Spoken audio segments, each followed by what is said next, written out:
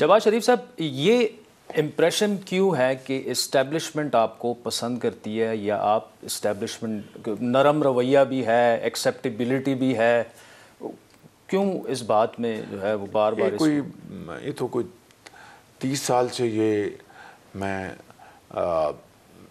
کہہ لیں تانا سنتا آیا ہوں کہ جی میں اسٹیبلشمنٹ میرے بارے میں نرم گوشہ رکھتی ہے یا یہ ہے. آپ کی ایک کولیگ ہیں، خاتون ہیں، بڑی لائق احترام ہیں. ایک ابھی میں وزیر اعظم تھا، اس میٹنگ میں شاید آپ بھی موجود تھے. جی، انہوں نے اسی طرح کا سوال کیا کہ شہباز شریف صاحب، اور وہ میری بہن کی طرح ہے، میرے دل میں ان کی بڑی عزت ہے. انہوں نے کہا کہ شہباز شریف صاحب، آپ 30 سال سے آپ اسٹیبلشمنٹ کے آنکھ کا تارا ہیں. اچھا. تو میں نے کہا کہ کیا اس کے نتیجے میں مجھے لڈو پیڑے مل گئے؟ جب نواز شریف اٹک جیل گئے تو میں بھی اٹک جیل گیا. جب نواز شریف کو ملک بدر کیا تو میں بھی ملک بدر ہوا. جب نواز شریف کو ہتھکڑیاں لگیں تو مجھے بھی ہتھکڑیاں لگیں.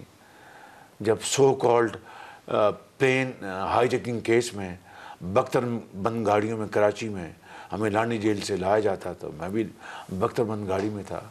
تو یہ سوال جو ہے یہ بالکل یہ بے معنی ہے. البتہ میرا یہ آج کا نہیں، جب سے میں سیاست ہوں میرا یہ ایک سوچ ہے وتھ کمپلیٹ کلیئرٹی کہ یہ ملک پاکستان کے جو معروضی حالات ہیں یہ اداروں کی باہمی مشاورت سے آگے بڑھ سکتے ہیں.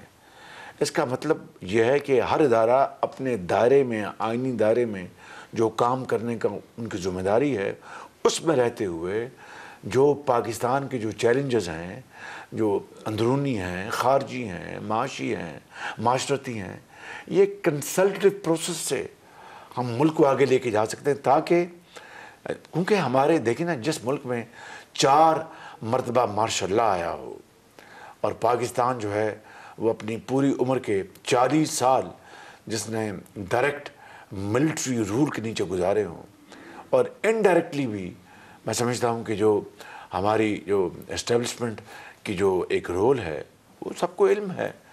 تو کیوں نہ ایک آئینی دائرے میں رہ کے ایک میکنزم بنا لیں جس میں ہر ادارہ اپنے آئینی دائرے میں رہے، اور ایک ملک کی ترقی اور خوشحالی اور دفاع کو مضبوط کرنے کے لیے ہم ایک کنسلٹیو پروسیس کے لیے آگے چلیں گے. تو I think that will be great opportunity for Pakistan to move forward.